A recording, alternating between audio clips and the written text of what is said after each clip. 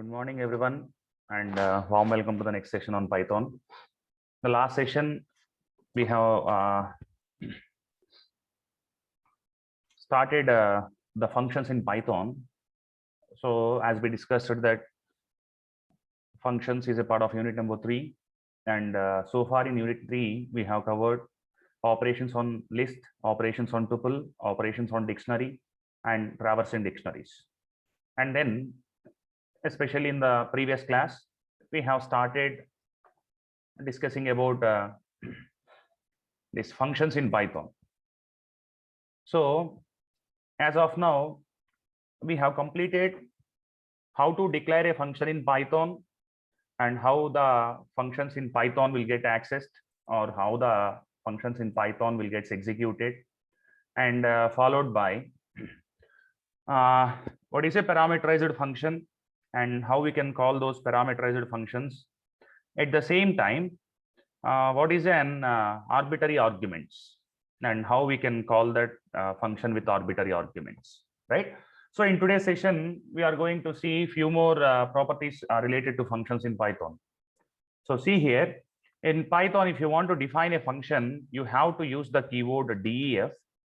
Okay, you have to use the keyword def, followed by you have to give some name.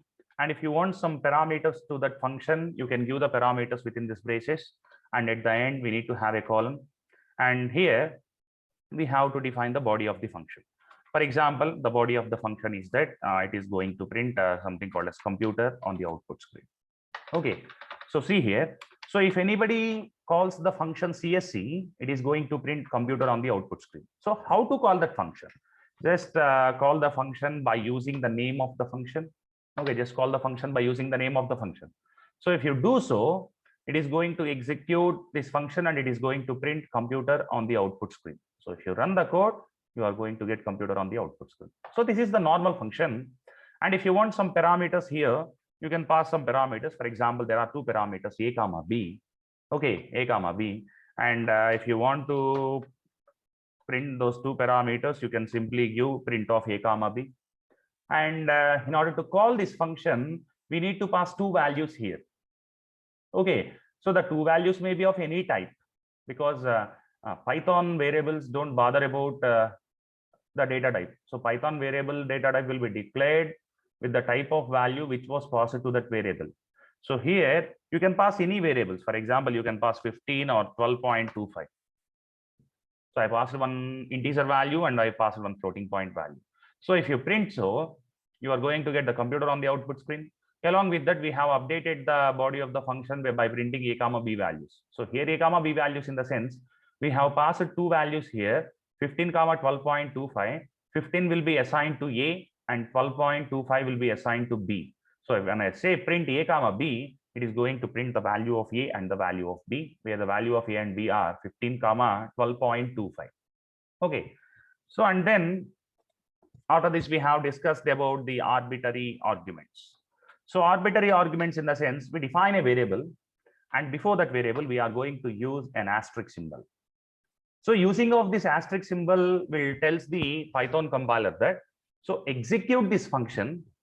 Okay, execute this function in case of any number of parameters. See here, for example, I am removing this one. For example, here if I pass 15 comma 12.25, then it is going to execute the function. And in case if I pass only one argument, then also it is going to execute the function. In case if I don't pass any arguments, and then also it is going to execute the function. Or if I pass something called as 6 or 7 arguments, okay, 8 or 9 arguments also, it is going to execute the function. So whenever we say star a, it is an arbitrary argument. So when we say arbitrary argument, then what will happen, in the sense some space will be there for a. Okay, some space will be there for a. So if we pass 8 values, the space will be divided into 8 parts, and the index values will be 0, 1, 2, 3, and so on 7. Okay, because we have, when we pass 8, the index will be n minus 1, and the first value will be stored here, second value will be stored here, third value will be stored here, and so on. Okay, so arbitrary argument means we don't know how many number of arguments we are going to pass while calling that function. Okay, so here, so when we say CSC of star A, now star A can receive any number of parameters. Okay, any number of parameters. So it can be executed without a parameter, or with one parameter, or with n number of parameters. Okay, and then now let us come to the today's session. In today's session, first we are going to start the things with the keyword arguments. Okay, keyword arguments. I have a function. Okay, I have a function, and the function name is CSC, and CSC is going to take three parameters: a comma b comma c. Okay, and the body of the function is going to print. Okay, the body of the function is going to print a comma b comma c. Okay, now if I call the function CSC by passing 10 comma 20 comma 30, okay, now what will happen? 10, 20, and 30 will be printed on the output. We have, because I try to print a comma b comma c, where 10 is assigned to A, 20 is assigned to B, and 30 is assigned to C. Okay, here in which order we are passing the arguments, those arguments will be assigned to the parameters in the same order. So 10 is passed first, and A is the first parameter, so 10 will be assigned to A. 20 is passed second, and B is the second parameter, 20 will be assigned to B. 30 is the third parameter, and C is the third, 30 is the third argument, and C is the third parameter, so 30 will be assigned to A. So what the keyword arguments, in the sense, we can mention the names. For example, when I say B equal to 10, okay, when I say B equal to 10 and C equal to 20 and A equal to 30. Now what will happen here is that, so now the values will not be assigned in an order. When we maintain keywords here, the values will be assigned to the keywords. So when I say B equal to 10, now the B parameter will be assigned to 10. Here there is no need to follow the order. We can give in any order. Only when we are not having these keywords, that is B, A, C, okay, only when we are not having these words, then we need to maintain the order. Now, there is no need to maintain the order. So when we say B equal to 10, 10 will be assigned to the parameter B. And when we say C equal to 20, 20 will be assigned to the parameter C. And when we say A equal to 30, 30 will be assigned to parameter A. So this is how the parameters will be assigned, right? And this type of assignment is called as keyword arguments. Remember the name. This type of assignment is called as keyword arguments. So when we print this one, okay, when we print this one, so first we are printing the A value, then the B value, and the C value. So A is having the 30, so 30 has been printed, and B is having 10, so 10 has been printed, and then C is having 20, and 20 has been printed in the last. Okay, so now I think clear. So if you provide only values, then they are arguments. If we provide the parameter names along with the values, then it is called as keyword arguments. Okay, now let us see how we can pass arbitrary keyword arguments. Okay, so when we say arbitrary arguments, we use similarly star A. Okay, when we say arbitrary arguments, we use it star A. And when we say arbitrary keyword arguments, we have to use double star A. Okay, when we say arbitrary keyword arguments, we need to use double star A. Now, if you run the code, okay, if you run the code, you can see here, we are getting a mistake. So how to avoid this error in the sense? So we cannot pass values like this. Okay, we cannot pass values like this. We have to pass the values in such a way that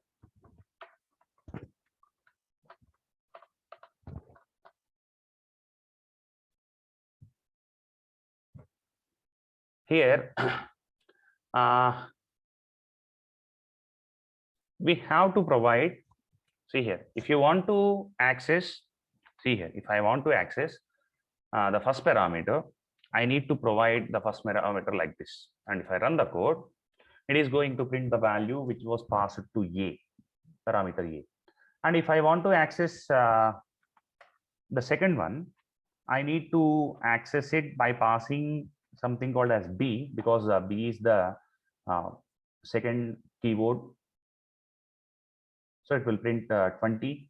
And similarly, if I want to access C, I can access A of C. So it will print 10, 20, 30 on the output screen. So in this way, we are allowed to pass any number of parameters. Okay, we are allowed to pass any number of parameters. So if I want to print D, I need to provide A of D. Okay, so see here. So this is how the arbitrary keyword arguments will work in the function. Okay, and now let us discuss about the default parameter value. So what do you mean by default parameter value? So let us define a function. So there is a function called a CSV, and within the function, there are three parameters, A comma, B comma, C. There are three parameters. And here, if I want to print something called as A, I can give A. And if I want to print B, I can provide print B. And similarly, if I want to print C, I can provide print C. Okay, print C. So here, if anybody wants to call the function, they can call the function by passing three values. For example, 10 comma 20.50 comma, and the three values are 10, 20.50 and CSC. So if I run the code, I'm going to print all the three values. Now let us come to the picture of default parameter value. So default parameter value, in the sense, we can directly assign values to the parameters here. For example, A equal to 70, okay, B equal to 78.89, and C equal to ECE. Now, if I run the code, I am going to print the three values which I passed during the method calling.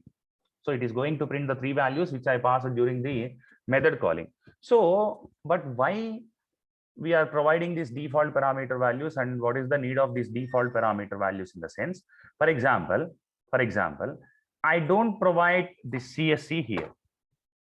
Okay, I don't provide the CSC here. I just passed two values, 10 comma 20.50. And if I run this code, I am going to get 10 comma 20.50 comma ECE. Where I am getting this ECE, I don't pass any third parameter, but still I am getting ECE on the output screen. So here comes the picture of default parameter values. So if you pass a value, okay, if you pass a value, that value will be considered. If you don't pass a value, the default value will be taken into consideration.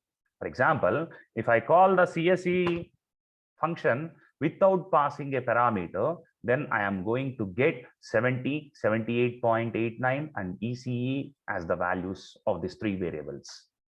Okay, so if you pass one value, the remaining two values will be taken from the default parameters. Okay, and for example, if I pass something called as B equal to 10, and if I run the code, I am going to get 70 and ECE from default parameters, and where the B value has been passed to by 10, so B will be assigned to 10 instead of 78.89. Okay, so this is how the default parameters will act in the program, right? And then let us have a look at how we can pass a list as an argument. Okay, how we can pass a list as an argument. For example, okay, see here, I have a function, and for this function, I have only one variable. Okay, I have only one variable. For example, I want to print that variable, right? So now in the program, I have something called as a B. So for B, I am going to have a list.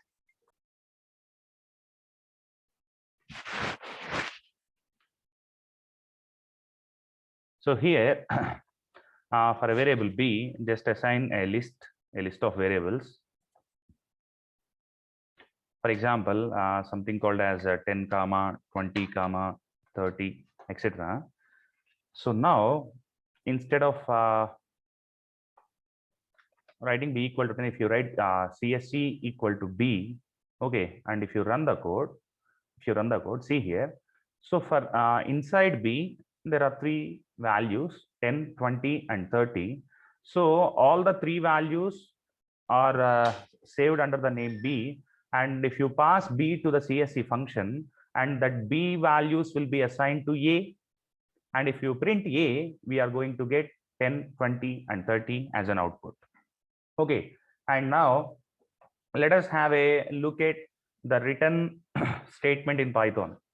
So here, the written statement in Python is similar to the written statement in the previous programming languages such as C, C++, and Java. So what this written statement will do is that it is going to return some value. For example, instead of printing a, okay, instead of printing a, if I write something called as return, okay, if I write something called as return a or return value 10, okay, and here if I write the print statement of CSC b, now CSC will be executed when we pass a value, and here we pass the value of b, where is b is a list of value. And when the CSC method is executed, what it is going to return? It is going to return the value 10. So when I run the code, it is going to print the simple 10 value. And see here, don't get confused. I am deleting this one. Okay, now CSC will be executed when we pass any value. So when I pass CSC of 25, I'm still going to get the value as 10. If I pass something called as a 10 star a, what do you mean by a? The value which was passed during the method call. So here, when I am calling the CSC function, I have passed 25. So 25 will be assigned to a, and the return, what we are going to return, 10 into 25. So 250 will be printed here. So if I run the code, it is going to print 250. So here, the return statement is used to return a value. It is going to do nothing. It is going just returning a value. And let us see one more statement called as pass statement. Okay, pass. What this pass statement will do? So we already discussed about this pass statement earlier. Okay, so when we use this pass statement, we are going to get none as an output. Why we are going to use this pass statement? If you don't want to maintain the body of a function, okay, if you don't want to maintain the body of a function, if you left it as empty, if a function do not have body, and if you run the code, you are going to get an error. As we discussed in the previous session, that a function should have def keyword, function name, parameters is optional, and fourth part is the body of the function. So if you don't maintain any body here, it will lead to an error. So instead of maintaining an empty body, just we use the pass statement. So whenever the pass statement is encountered by the Python compiler, then it come to a conclusion that it is an empty body. So here pass statement, when we use pass statement, it is going to print none. Okay, so here pass statement is used in order to represent a function without a body. Okay, so with this, I'm going to close today's session, and I hope you all understood. And in today's session, we have discussed about default parameters and then keyword arguments. Okay, keyword arbitrary arguments. In the previous session, we have discussed about arbitrary arguments. And in today's session, we have discussed about arbitrary keyword arguments and then default values. And then we have discussed about the return statement and then pass statement. And we have seen how we can pass a list of values as an argument during the method call, etc. So the people who are having the doubts in this session, you can text me. And in the next session, we are going to concentrate on the recursion. So we are going to see what is a recursion and how recursion can be achieved in Python. Okay, so with this, I am going to close today's session. Thank you very much for being here. We will meet you in the next session with the concept of recursion.